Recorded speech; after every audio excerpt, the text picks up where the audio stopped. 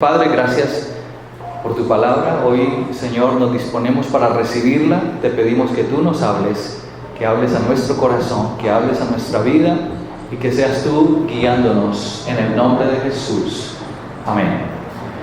Bueno, como el pastor lo ha anunciado y como también mi familia lo ha dicho, somos la familia Madrid Yara.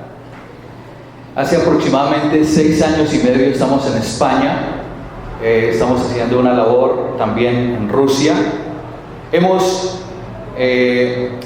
Nos hemos adaptado a una forma de pensar diferente, una cultura diferente, aún una manera de hablar diferente, aunque hablamos el mismo idioma español. Hemos predicado a europeos, hemos predicado a africanos, hemos predicado a asiáticos. Hemos predicado en los autobuses, en los trenes, hemos predicado en las plazas públicas, hemos hecho misiones. Todo esto no sería posible, ni es posible, si el Señor no hubiera provisto creyentes como ustedes, amados hermanos, personas valiosas como ustedes, que han estado ahí. Como decía nuestra pastora Mercedes Quintero, decía: hay quienes descienden, pero hay otros que sostienen la cuerda para que los que descienden no se vayan al precipicio. Es necesario que unos desciendan y otros sostengan la cuerda. Y mientras más personas, más creyentes sostengamos la cuerda, el trabajo va a ser más efectivo. Por lo tanto, y de acuerdo a esto, quiero predicar en esta mañana bajo el título La misión de Dios y el creyente. Y me gustaría mucho que usted recordara esto. En la misión de Dios, todo creyente tiene una responsabilidad para con la comunidad de Dios, en primer lugar, y tiene también una responsabilidad para con la doctrina de Dios.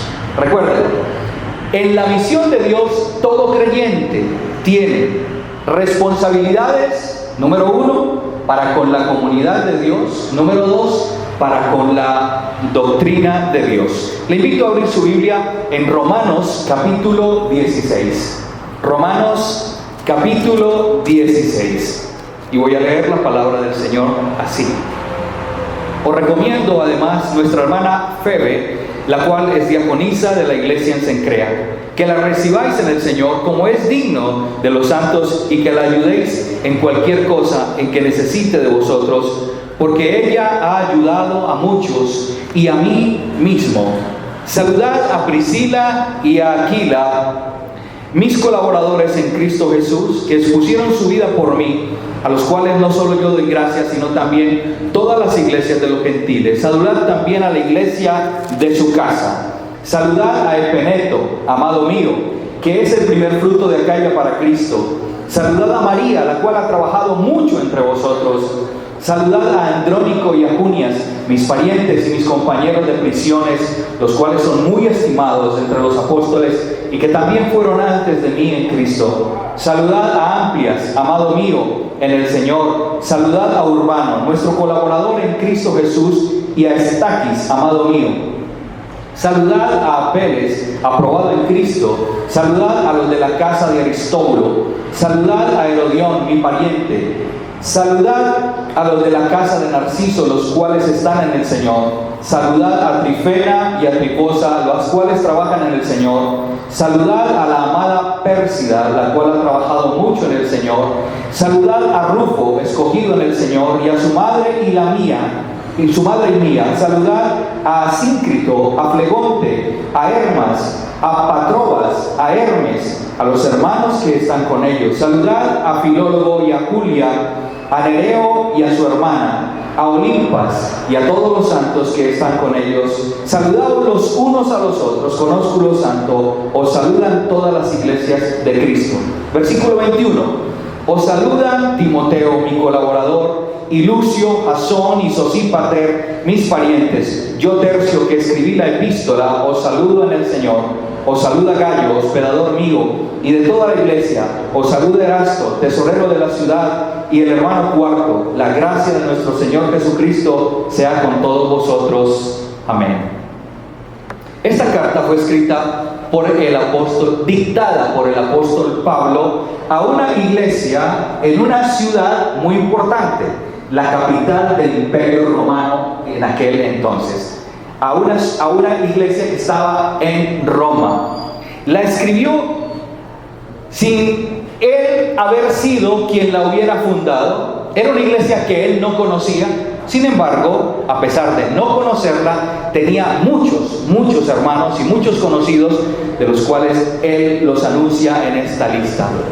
Su propósito fundamental, como él lo dice en Romanos capítulo 1, versículos 16 y 17, era anunciar el Evangelio. Como es nuestro propósito, como es nuestro llamado, anunciar el Evangelio, es decir, las buenas noticias de salvación. Y lo dice: porque no me avergüenzo del Evangelio, porque es poder de Dios, dinamita de Dios para salvación a todo aquel que cree, al judío primeramente y también al griego, porque en el Evangelio la justicia de Dios se revela por fe y para fe, como está escrito. ¿Cómo está escrito? Mas el justo vivirá por la fe. Ese era el mensaje, ese era el propósito del apóstol Pablo. De tal manera que Romanos es una carta de amor, es una carta de mucho ánimo, de mucha expectativa, porque el apóstol Pablo había anhelado por muchos años ir a Roma, y ahora, después de que ha cumplido su tarea misionera en el este, en el oriente del Imperio Romano, que dice aquí en Romanos capítulo 15, versículo 19, dice: desde Jerusalén y por todos los alrededores hasta Ilírico, todo lo he llenado del Evangelio de Cristo. Por lo tanto, él podía decir: misión cumplida. El este del Imperio Romano ha sido evangelizado. Ahora, ¿qué espera el apóstol Pablo? ¿Cuál es su proyecto?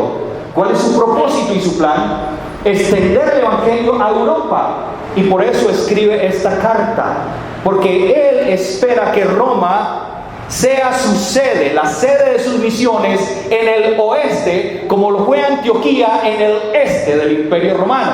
Y él está apuntando hacia lo último de la tierra conocida en aquel entonces, que era España. Y por eso él dice: cuando vaya a España, pasaré entre vosotros y espero ser encaminado. Y encaminado significa ayudado, apoyado, sostenido, bendecido por vosotros, oh hermanos de la iglesia de Roma. Una iglesia conformada por gentiles convertidos al Evangelio y por judíos convertidos al Evangelio. La pregunta es: ¿y cómo hacerlo? ¿Cómo llevar el Evangelio de Cristo al oeste? ¿Cómo hacerlo? La respuesta es a través de la iglesia de Jesucristo, a través, en primer lugar, de una comunidad, la comunidad de Dios. Esa es nuestra primera responsabilidad, y de eso quiero hablarles. Nuestra primera responsabilidad en las misiones de Dios tiene que ver con la comunidad de Dios. Amén. Este es un capítulo que nos gustaría pasar rápidamente, ¿verdad? Porque tiene tanto saludar, tantas palabras que se repiten, tantos nombres tan complicados que uno dice: yo no quisiera llamar a mi sobrino, ni a mi primo, ni a mi hijo con ninguno de estos nombres. Son nombres que nosotros no conocemos. Y es un capítulo que a nosotros nos gustaría pasarlo y no leerlo. Sin embargo, es un capítulo con una gran riqueza en Dios. Aquí hay una lista de 37 personas que ya la hemos leído. Entre estas 37 personas figuran 9 mujeres. Entre estas 37 personas habían personas que trabajaban arduamente en el reino de Dios. Entre estas 37 personas había una mujer llamada Febe, que era diaconisa, es decir, que servía a los pobres, que hacía trabajo social en la iglesia de Cencrea. Una mujer a la cual el apóstol Pablo dice: ella es recomendada, ella es santa, recíbanla cuando vaya a ustedes. Porque el apóstol Pablo envió su carta a través de esta hermana llamada Febe, que estaba en Corinto, pero que pasaría luego a Roma con la carta que el apóstol había escrito. Entre estos 37 personas, habían personas que muchos de ellos habían sido esclavos del imperio, Habían sido esclavos de amos que ahora se habían convertido al Evangelio y ahora pertenecían al Imperio Romano. Por lo tanto, entonces, estamos diciendo, la palabra del Señor nos está diciendo que dentro de estas personas, muchos de ellos ya estaban en el palacio del emperador. El Evangelio había llegado hasta el Imperio Romano. Aleluya. Como Tercio, que había sido un esclavo, cuyo nombre es identificado por un número y no por un nombre. Ni Tercio ni Cuarto son identificados con su nombre personal o con su nombre de pila. Habían sido esclavos, por eso son llamados por el número con el que habían sido identificados. Tercio y Cuarto. Tercio era un esclavo, liberto ahora, era libre, y a través de Tercio Pablo escribió la carta. Habían personas a las que Pablo le dice mis compañeros de prisiones, que estuvieron con Pablo en las prisiones. Habían personas como Timoteo, mi colaborador. Habían personas tan amadas como la madre de Rufo. ¿Recuerdan a Rufo? Rufo era hijo de Simón de Cirene, quien le ayudó a llevar la cruz de Cristo rumbo al Calvario. Y en esta lista, estaba la mamá de Rufo, estaba Rufo, y de ella, el apóstol Pablo dice, la madre de Rufo y la madre mía ha sido para mí como una madre. Esta es una comunidad de fe. ¿Cómo llevaría Pablo el mensaje de Cristo al oeste del Imperio Romano? A través de estos contactos, a través de estos creyentes, a través de esta comunidad de fe. Entre ellos había un hombre llamado Gallo, hospedador, dice Pablo, no solamente mío, sino de toda la iglesia. ¿Y qué para nosotros hoy, amados hermanos? Tú formas parte de la comunidad de Dios. Tú formas parte de la comunidad de Dios. Y esto yo creo que debe producirnos a nosotros gran gozo. ¿Cómo corre el Evangelio? ¿Cómo el Evangelio de Cristo es glorificado? A través de tu vida y a través de la mía.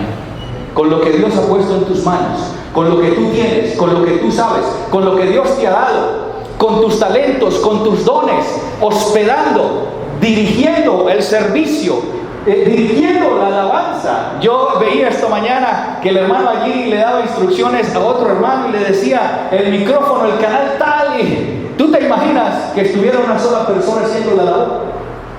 El de sonido ya moviendo el botón y luego corriendo, porque es que faltan 5 minutos para que empiece el culto y corra para acá. Hola, 1, 2, 3, 1, 2, 3, 1, 2, 3. ¿Cómo me escucho? Es que no hay nadie. Bueno, pues creo que me escucho bien. Ok, vuelvo para allá. Y entonces de pronto le hago un poco, le subo un poco. Todos formamos parte de la comunidad de Dios. Y gloria a Dios, amados hermanos, porque nosotros hemos podido estar allí en España gracias a esa visión de nuestros pastores, esa visión misionera. Ellos son misioneros. Ellos no son, mi pastor Gerardo Cadena no es paisa. Él no es de Medellín, él no es antioqueño, creo que es santanderiano, ¿verdad? Y desde Santander el Señor lo está moviendo por Colombia y ahora está en Medellín. Amados hermanos, como comunidad de fe, estamos llamados a reconocer el valor de la comunidad de Dios.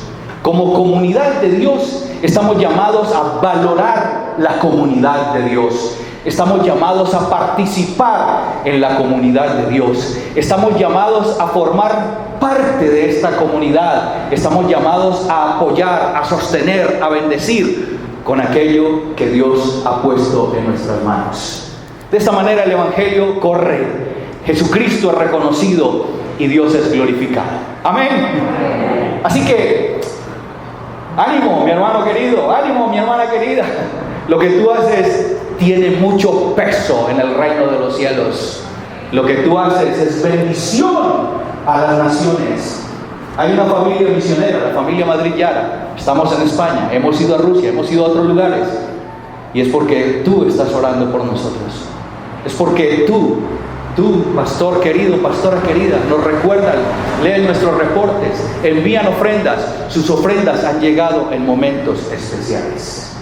Sus ofrendas han hecho que nuestro frío sea menor, porque nosotros no conocíamos la nieve, no conocíamos el frío. Allí la conocimos. Allí hemos vivido el frío, pero el frío ahora ya no nos afecta como antes, porque por tus ofrendas, por tu apoyo, por tu bendición, ahora podemos hacer una misión con mayor tranquilidad y con mayor confianza y con mayores garantías. Gloria a Dios. Primera responsabilidad, con la comunidad de Dios. Pero el texto no se queda ahí. El texto nos muestra una segunda responsabilidad. Y esa segunda responsabilidad es con la doctrina de Cristo. Y vamos a leer versículo 17 al 20. Mas os ruego, hermanos, que os fijéis en los que causan divisiones y tropiezos en contra de la doctrina que vosotros habéis aprendido, y que os apartéis de ellos. Porque tales personas no sirven a nuestro Señor Jesucristo, sino a sus propios vientres, y con suaves palabras y lisonjas engañan los corazones de los ingenuos. Porque vuestra obediencia ha venido a ser notoria a todos. Así que me gozo de vosotros, pero quiero que seáis sabios para el bien e ingenuos para el mal. Mira el resultado. ¿Y el Dios de qué? El Dios de paz. El Dios de paz. ¿Pero qué va a hacer el Dios de paz?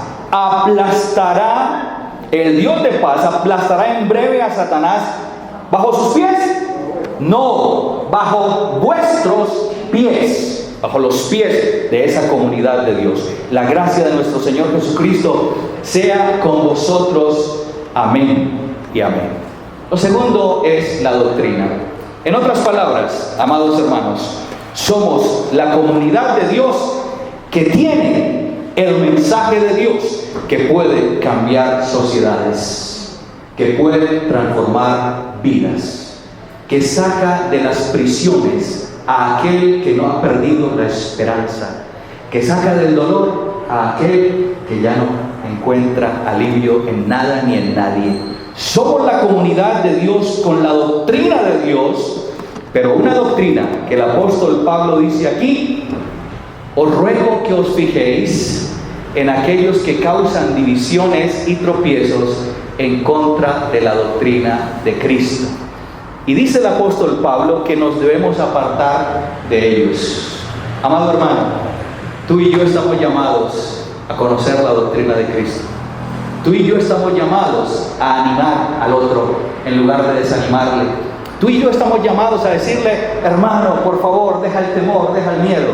Y deja el miedo, no porque yo te lo digo, deja el miedo porque cuando tú y yo conocemos la doctrina de Cristo, tiempos como estos tiempos de pandemia no nos pueden llevar ni a la depresión, ni a la desilusión, ni a la pérdida de la esperanza, ni a poner nuestra esperanza en una vacuna, sino poner nuestra esperanza en el que escribió la Biblia, en aquel que ha dicho que nosotros tenemos un final y que el final no estará marcado por una pandemia. Nuestro final está en la gloria eterna con el Señor. Aleluya. Pero debemos conocer la doctrina de Cristo, amados hermanos. De ahí que el apóstol Pablo utiliza la misma palabra para dos tipos de personas. Utiliza la palabra ingenuo para decir que aquellos engañadores que utilizan palabras suaves y lisonjas, ¿a quiénes engañan? A los ingenuos.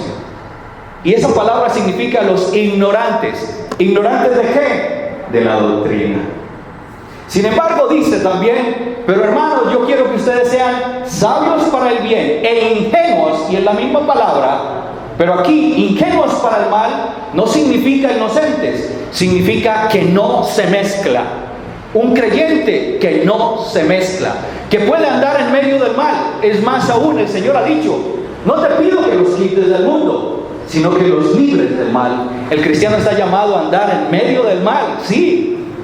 Porque también el Señor dice: no que te apartes de todos los adúlteros, porque entonces ¿a quién le vamos a predicar? No. Pero en medio de esta sociedad, amados hermanos, que está predicando una doctrina anticristo, que está predicando una doctrina en contra de la sociedad, en contra del plan de Dios, en contra de la familia, en contra del hombre, en contra de la mujer, en contra de los propósitos de Dios, nosotros tenemos que ser ingenuos para el mal, puros de peso, de capacidad, de contenido. Que no nos mezclemos, amados hermanos. Que no nos mezclemos, como se hace muchas veces con la leche, con el vino.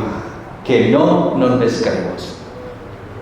Y aprovecho para, felicitar a la iglesia y felicitar a nuestros pastores por la iniciativa de leer la Biblia. De leer la Biblia. ¿Saben una cosa, amados hermanos? La Biblia dice que mi pueblo fue destruido porque le faltó conocimiento. Muchas personas, muchos creyentes, muchos cristianos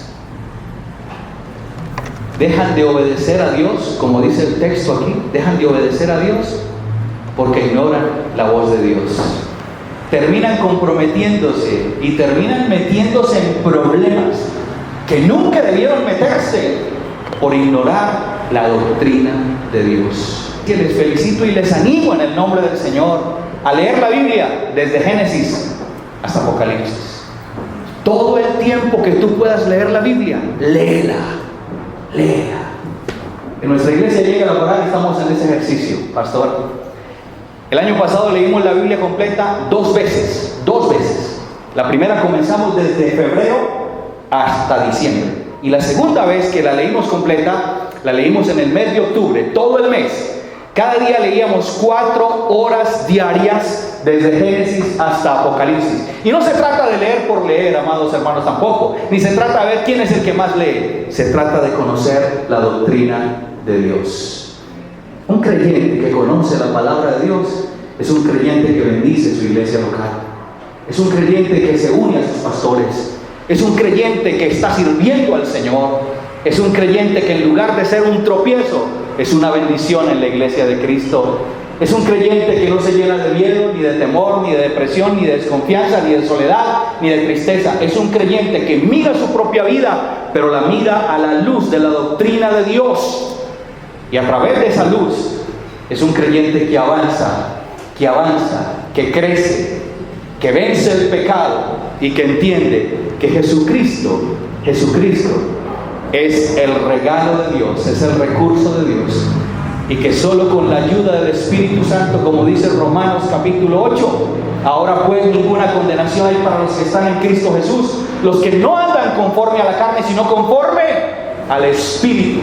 Solo es posible vivir en Jesucristo, vivir en la doctrina de Dios, con la ayuda, con la dirección, con la enseñanza del Espíritu de Dios.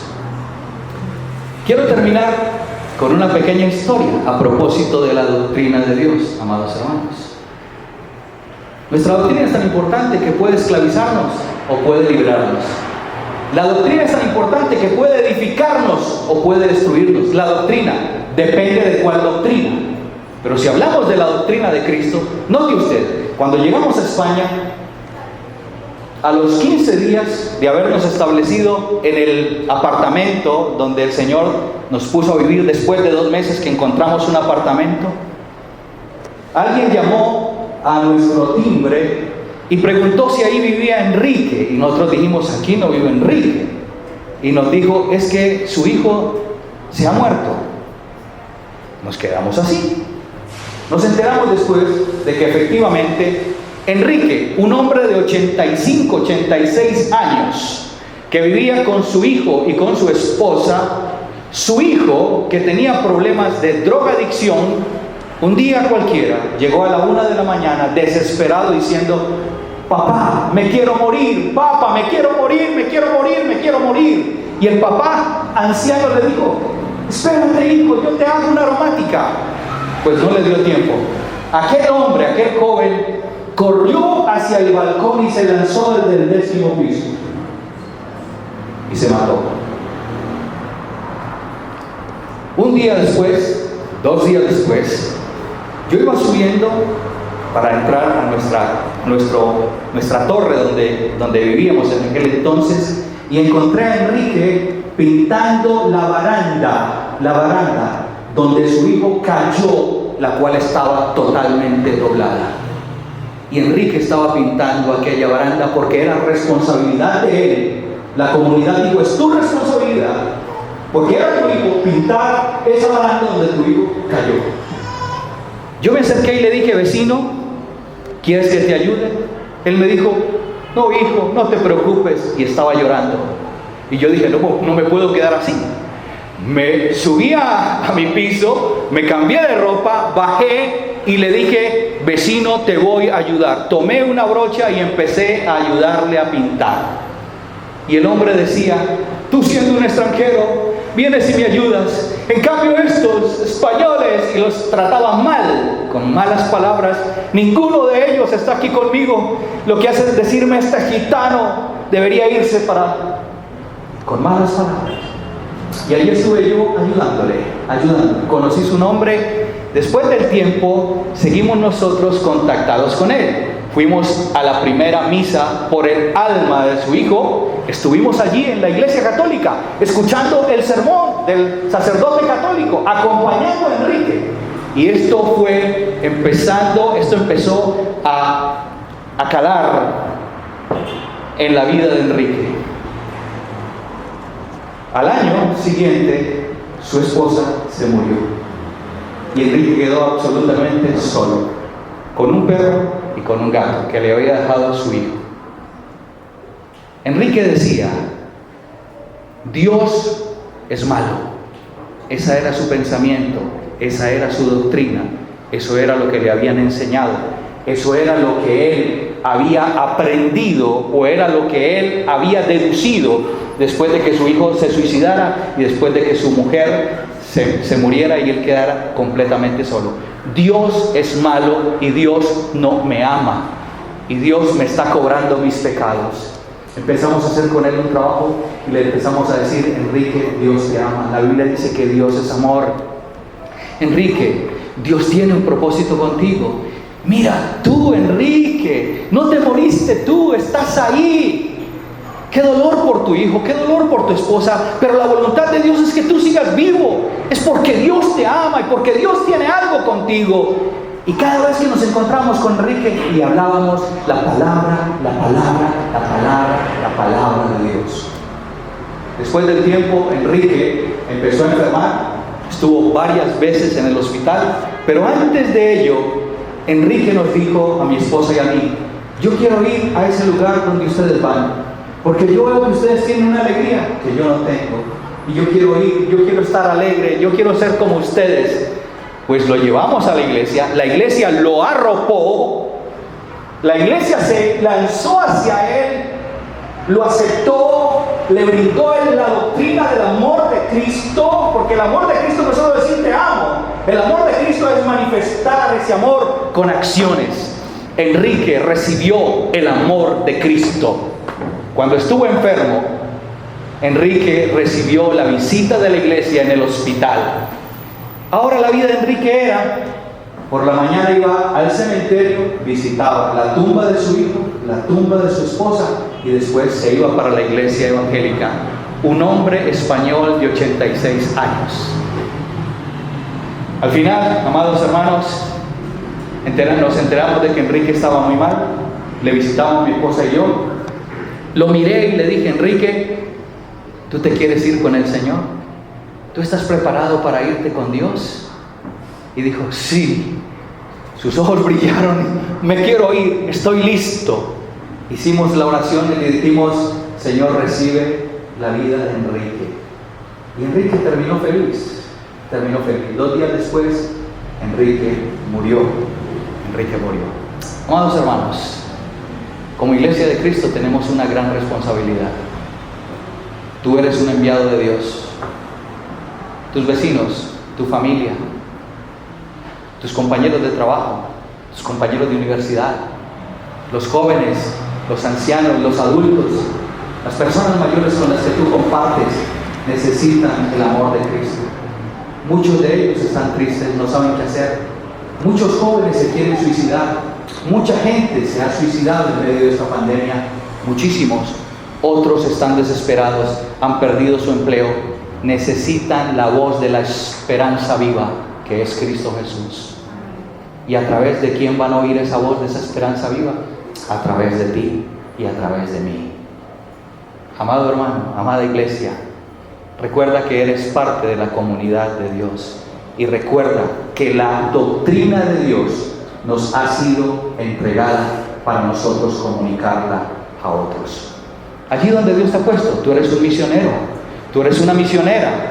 Donde Dios te ha puesto, tú estás llamado a anunciar el Evangelio, las buenas noticias de salvación. Que puedas hacerlo, que podamos hacerlo, que sigamos haciéndolo, que lo sigamos haciendo con gozo, con alegría y en la libertad del Espíritu de Dios. Oremos. Señor, gracias por tu palabra. Gracias porque hoy nos has hablado. Aquí estamos como comunidad tuya. Aquí estamos con tu doctrina, con tu enseñanza, con el Evangelio. Aleluya. Que es poder de Dios para salvación, que es tu poder salvación.